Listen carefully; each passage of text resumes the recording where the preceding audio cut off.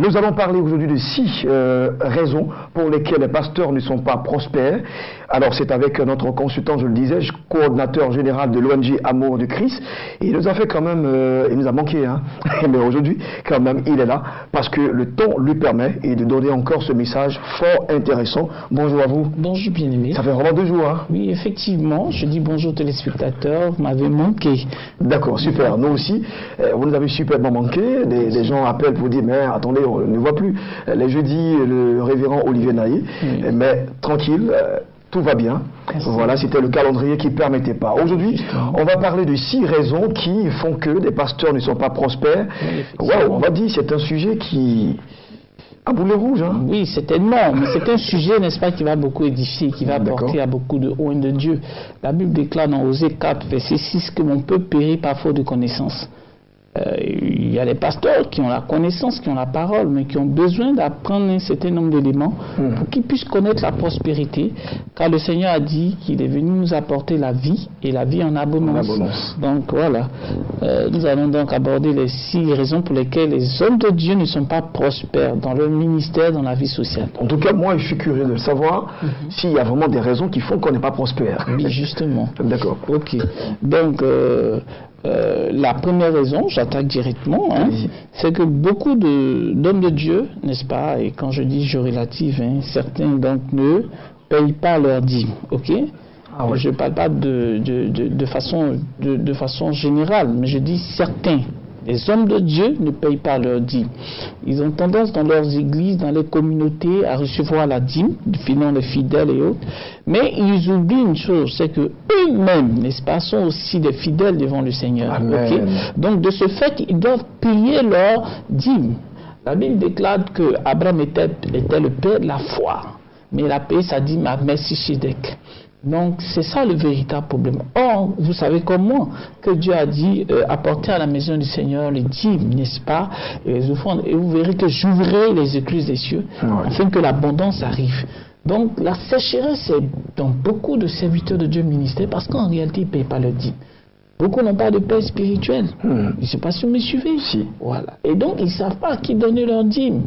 Et pour certains, même, ils ont leur paix, mais ils n'ont pas cette culture de la dîme. Ils se disent que c'est eux qui doivent seulement recevoir, ils ne donnent pas.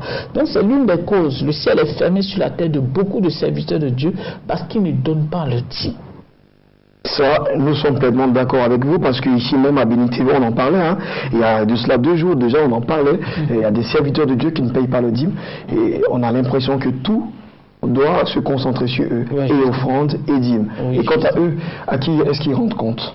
Oui, bon, justement, je pense que c'est ça. Ouais. Et quand c'est comme ça, le ciel se ferme forcément. Super. Il y a des difficultés financières, il y a des entrées qui sont très rares, alors que, bon, si on arrive à honorer cet engagement devant le Seigneur qui consiste à payer sa dîme, on sera béni. Super. Okay. Deuxième raison. Deuxième raison, c'est que beaucoup ne font pas, mais n'apportent pas leurs offrandes à l'église.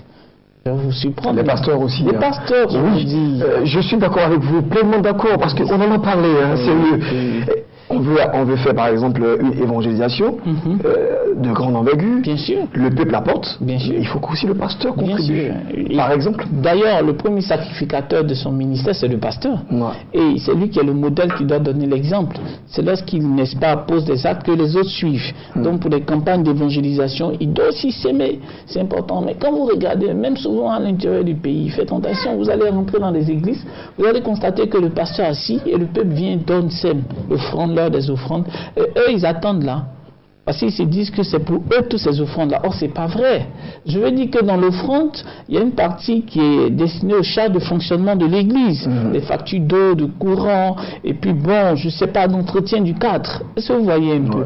Donc le pasteur doit donner aussi sa part. Il doit pouvoir donner, je veux dire, son offrande pour participer aux charges de l'église. Et ça c'est important.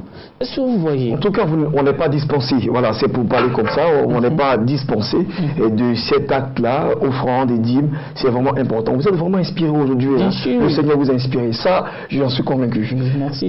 Je sais que, bon, il y a certains quand même qui seront avec moi, il y a d'autres quand même qui ne sont pas trop d'accord, mais c'est des principes bibliques. Moi, je profiterai de votre enseignement ici pour saluer un homme de Dieu. Ça n'engage que moi seul. Ouattara Mohamed Idriss, qui fait un travail formidable. Il est au four et au moulin, et avec ses fidèles, et avec lui-même. Il met de son argent, et puis le royaume de Dieu, le travail est en train de se faire. En tout cas, merci à vous, Bishop, pour ce travail. Continuez, n'arrêtez pas cette si bonne et noble œuvre que vous avez démarré avec le Seigneur. D'accord, je vais faire également une coucou, parce qu'il est partenaire également de l'ONG Amour de Christ. Ah d'accord, oui, super. Avec lui, on a fait beaucoup de choses. D'ailleurs, il a été récompensé, effectivement. Voilà, justement. Ok, donc, le troisième point, parce que les autres points, on le verra. Dîme, offrande, il faut aussi que les pasteurs participent. Et puis troisième. Voilà. Troisième, c'est le département social. Ok. Je veux dire, il y a ce problème dans l'église là. Ok. Les hommes de Dieu exercent, mais ne pensent pas aux plus démunis, aux personnes qui sont en difficulté au sein de l'Église. Et donc, pour ça, il faut quand même ouvrir un département social. De sorte à ce que, si dans l'Église, il y a des personnes qui n'ont pas de quoi manger, pour qui c'est vraiment difficile, les besoins d'urgence, on puisse le faire. Et pour d'autres qui ne savent pas s'habiller, qui n'ont pas de moyens pour s'habiller, on puisse mener des actions dans ce sens-là. Mais en tout cas, dans toutes les églises, il faut favoriser la création d'un département social. Et c'est en cela que Dieu nous bénit. Parce que même dans les églises, il y a des orphelins, il y a des veuves, il y a des personnes démunies. Il ne suffit pas seulement d'attendre, de recevoir des offrandes, des dîmes, et puis de concentrer tout sur les campagnes d'évangélisation. Mais bien avant d'aller au dehors, ceux qui sont là avec vous, il faut être à même de vous occuper d'eux. Et donc, je crois que dans les églises, ça manque. Et les hommes de Dieu aussi ne sont pas favorables. Certains, quoi. Et donc, il faut encourager ça. Il faut que dans toute œuvre, il y ait un département social. Et s'il y a un département social, je vous assure que l'église sera arrosée. L'église sera richement et pleinement bénie. Ça, c'est important. Les gens, ils préfèrent, bon, quand on dit tu es homme de Dieu, tu as une grosse voiture, bon, tu as une belle habitation, tu es bien vêtu. Ok, c'est bien. Et celui qui est dans l'église, qui souffre, qui est en difficulté, merci. Dieu aussi le regarde.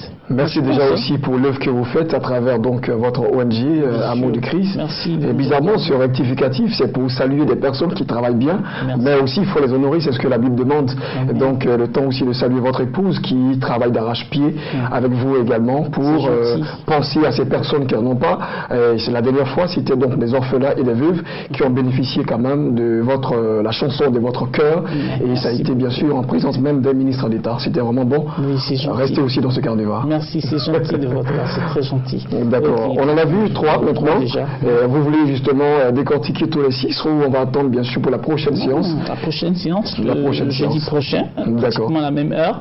Et je fais un coucou à tous les hommes de Dieu, je les aime de partout. D'accord. De toutes les nations. Et si aujourd'hui vous ne saluez pas votre père spirituel, ça va me faire très mal. Non, je lui fais un gros coucou, l'évêque Mike Jotan. D'accord, super. C'est mon père et je suis plein d'affection pour lui. Super, voilà. Merci. Okay. Merci à vous. Vous nous avez manqué, comme je le disais, et toute l'équipe également parlait. On dit, il est passé où?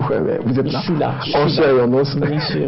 Merci d'être passé sur ce plateau de Midi d'Afrique et vivement que vous soyez bénis, richement bénis à cause de ce message, quand même, qui doit apporter une révolution de mentalité à beaucoup d'hommes de Dieu qui, vraiment, ne font que recevoir, mais qui ne donnent pas. Et quand c'est comme ça, c'est pas évident que vous soyez davantage arrosés.